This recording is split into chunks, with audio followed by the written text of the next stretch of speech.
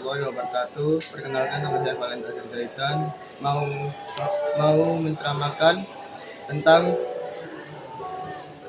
eh, Alhamdulillah segala puji hanya milik Allah Subhanahu wa taala, Tuhan semesta alam. Salawat dan salam semoga tercurah kepada junjungan kita Nabi Muhammad sallallahu alaihi wasallam, keluarga, sahabat serta umat beliau hingga akhir zaman.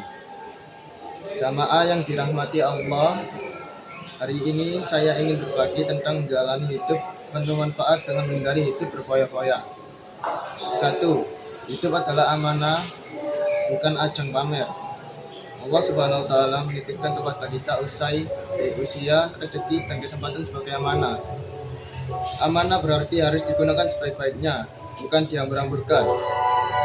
Dalam Al-Quran, Allah memperingati sesungguhnya pemboros-pemboros itu adalah saudara-saudara setan.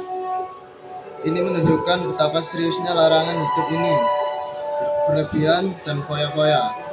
Foya-foya itu bukan sekedar menghabiskan uang, tetapi juga menghabiskan waktu, tenaga, dan hidup untuk hal yang membawa kebaikan. Sementara hidup ini adalah perjalanan singkat. Jika terlalu sibuk bersenang-senang tanpa arah, kita bisa kehilangan kesempatan untuk memberi manfaat. 2. Hidup bermanfaat membawa berkah. Rasulullah SAW bersabda, sebaik-baik manusia adalah yang paling bermanfaat bagi manusia lainnya. Manfaat tidak harus besar dan spektakuler. Kadang hanya dengan membantu keluarga, menjaga lisan, menahan amarah, berbagi ilmu, atau sekedar tersenyum dan memberi semangat, itu sudah bermanfaat besar.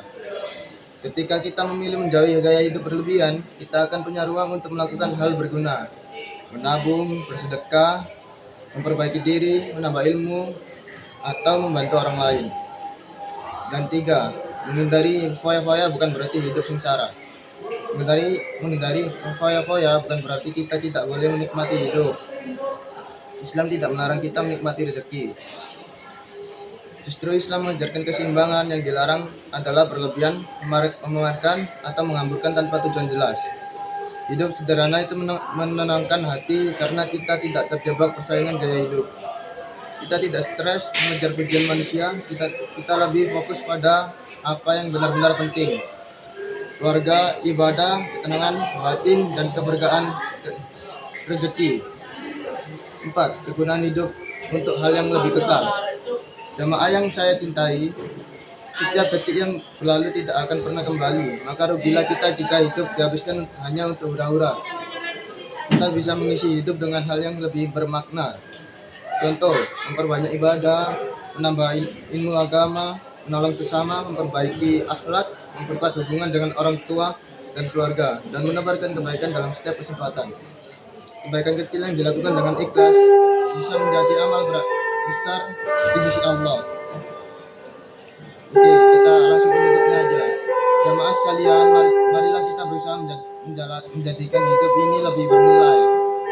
Bukan dengan banyaknya harta yang dihabiskan, tetapi dengan seberapa banyak kebaikan yang kita tinggalkan.